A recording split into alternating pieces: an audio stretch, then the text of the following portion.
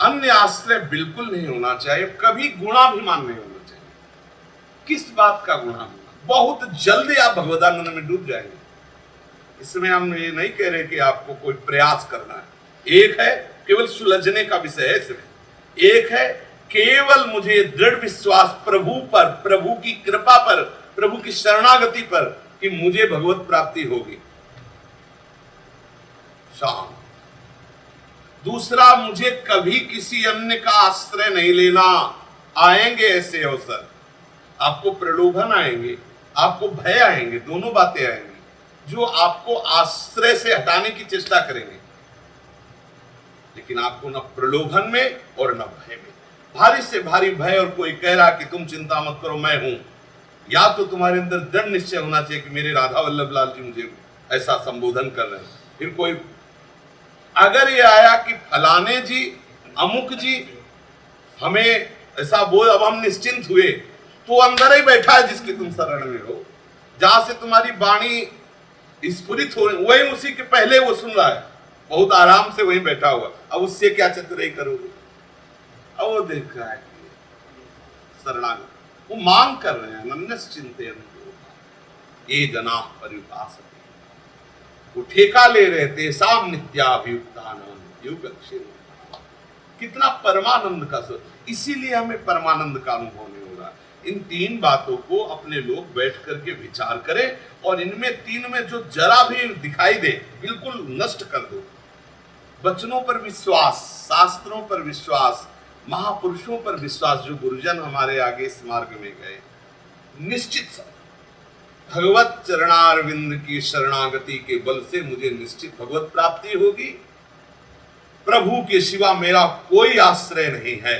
भले नरक मिले स्वर्ग मिले, इसकी कोई परवाह नहीं है। दुख मिले, विपत्ति मिले, निंदा मिले, अपमान मिले, या सुख मिले, संपत्ति मिले, सम्मान मिले, इससे मुझे कोई संबंध नहीं। मेरे प्रीतम सिर्फ मेरे प्रीतम ही रहेंगे, और चाहे जैसा व्यवहार हो, चाहे जैसी परिस्थिति हो, लेकिन कभी मैं अन्य को स्वीकार नहीं कर सकता। और ये जो मेरे अंदर बात आई है मेरी नहीं है, मेरे प्रभु की है, ये बात मान लेने से गुणाभिमान नहीं होता। यही सब मार्ग के दिव्यताएं हैं। फिर आप देखोगे एक आपको प्रसन्नता रहेगी। देखो अपने लोग जो है जैसे बुझा हुआ चेहरा, अशांत मन, क्लिष्ट जीवन, क्यों हम कहते क्यों? बोले हम कुछ कर नहीं पा रहे। तो बढ़िया है ना, कुछ कर नहीं पा रहे हो, चल नहीं पा रहे, तो ट्रेन में बैठ जाओ, परेशान का है, वो बड़ी रफ्तार से भाग रही।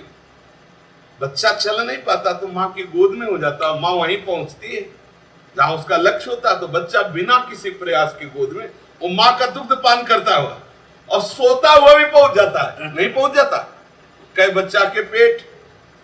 अगर आप बच्चा बनोगे, आचार्य गुरु की शरण, कोई चिंता नहीं, निश्चिंत रहिए, शोक मत कीजिए। अब जब आप निश्चिंत हो जाएंगे, भगवद आश्रित हो जाएंगे, तो लिख लो, भजन करना नहीं पड़ेगा, धुआंधार भजन होगा, निरंतर भजन होगा, अखंड भजन होगा। जब मन प्रसन्न होता है ना और बुद्धि ठीक निर्णय में होती है, तो भजन करना थोड़ी पड़ता है, स्फुरित होता है। क्योंकि जिसका हम आश्रय लिए, जिसके भरोसे पे है, जो हमें इतना प्यार कर रहा है, फिर आप किसका चिंतन करेंगे? अपने आप। अच्छा, फिर उधर से कृपा आती है और वो हमारे हृदय में चिंतन रूप से बैठ जाती है। हम देखते हैं, मतलब कुछ बातें होती है अनुभव की, हम देखते हैं जब बिल्कुल भजन के लिए कोई चेष्टा नहीं, कोई प्रयास नहीं, और जब परमानंद में भगवत स्मृति चल रही है, तो ऐसे ऐसे एकदम रोना आता है, एकदम चीखना आता है, इतना उनकी ऐसी कृपा, ऐसा दुलार। वहां मैं भजन कर रहा हूं, मैं चतुरासी जी का चिंतन कर रहा हूं, ऐसा नहीं हो रहा है कहीं, ऐसा नहीं कि कोई विवेक से नहीं, वास्तविक हो रहा है।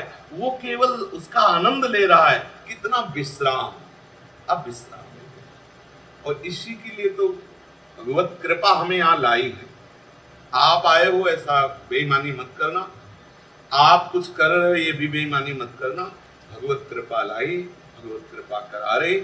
आपसे जो असाधन हो रहा है, जो नहीं होना चाहिए, आप उसके लिए भी निश्चिंत रहें। आप प्रयासरत होकर असाधन ना करें, ये निर्णय हमारे करुणानिधान प्रभु आपके हृदय में ही बैठे न्यायाधीश हैं।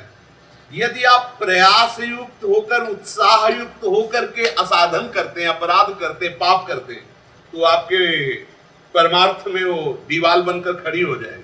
जो आपकी वृत्ति है अपराध वाली, उत्साह वृत्ति रख के अपराध पापाचरण करने वाली, वो ऐसे दीवाल, जैसे दीवाल के पीछे क्या हो रहा है हमें कुछ पता नहीं चलता। और यदि विवशतावश हो रहा है, विवशतावश मतलब आप कोई संकल्प नहीं करे, आप कोई चाह नहीं रहे, एक अचानक कोई घटना घट जाती है, वो असाधन होता है, तो आप निश्चिंत रहिए, हमारे प्रभु आपके हृदय में बैठे, हृदय में वो आपको निष्पाप करते हुए आगे बढ़ा देंगे। एक दिन ऐसी सामर्थ्य आएगी कि वो ऐसी परिस्थिति में भी आप भ्रष्ट नहीं होंगे। जहां भ्रष्ट होने की आपने लीला देखी, वो ऐसी परिस्थितियां आने पर भी आप नहीं होंगे। ये प्रभु की कृपा से ऐसा हो जाएगा। पर ये उसी के ऊपर काम करेगा सूत्र, जो विवशता, एक विवशता होती है और एक होती है कामना के उत्साह युक्त होकर के, वशीभूत होकर के, और फिर अपराध प्रवृत्ति। वो तो मतलब फिर वो शरणागति क्या, जो प्रतिकूल आचरण, विपरीत आचरण कर, प्रतिकूल वर्जनम, वो प्रतिकूल आचरण करने वाला शरणागत कैसे हो सकता है? प्रतिकूल आचरण विवशतावश, कुसंगवश, अनेक जन्मों के संस्कारवश, स्वभाववश यदि हो जाता है तो उसकी चिंता की बात नहीं है।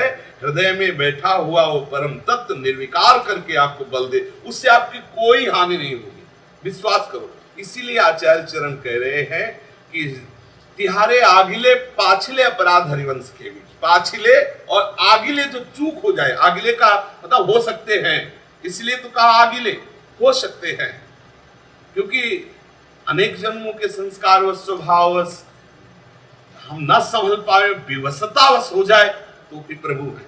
लेकिन समझ दे रहे हैं नहीं करना चाहिए, अरे कौन दे, और उत्साहित होकर फिर आपको उसका दंड, प्रभु त्यागेंगे नहीं उसमें भी, पर आपको दंड मिलेगा।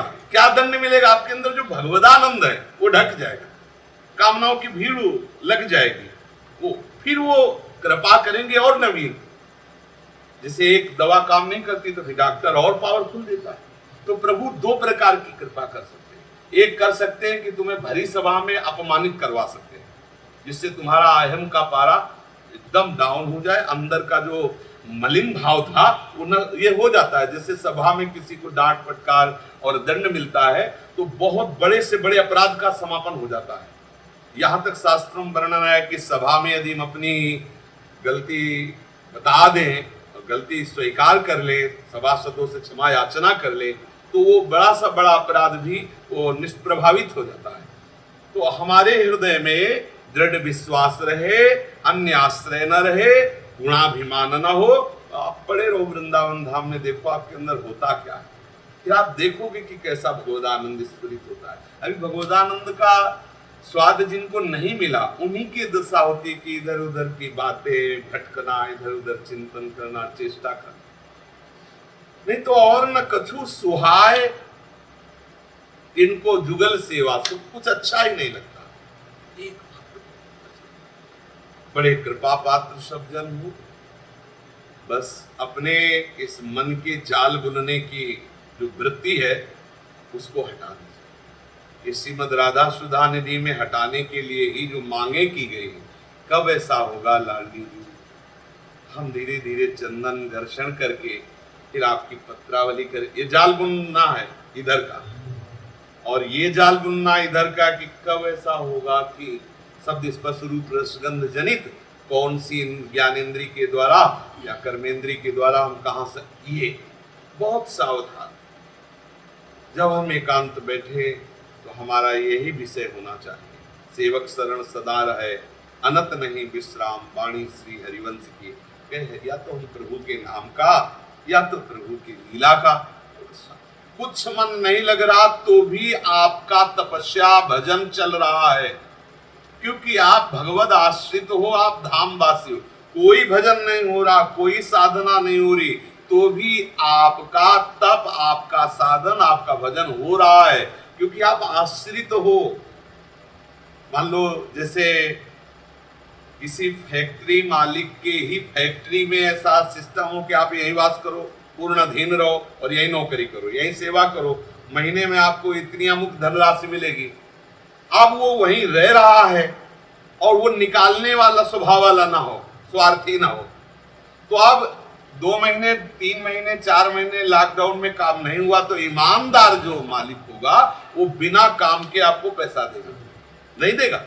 तो हमारे मालिक तो अति उदार भी सुंदर सूरत सुर सुकुमार।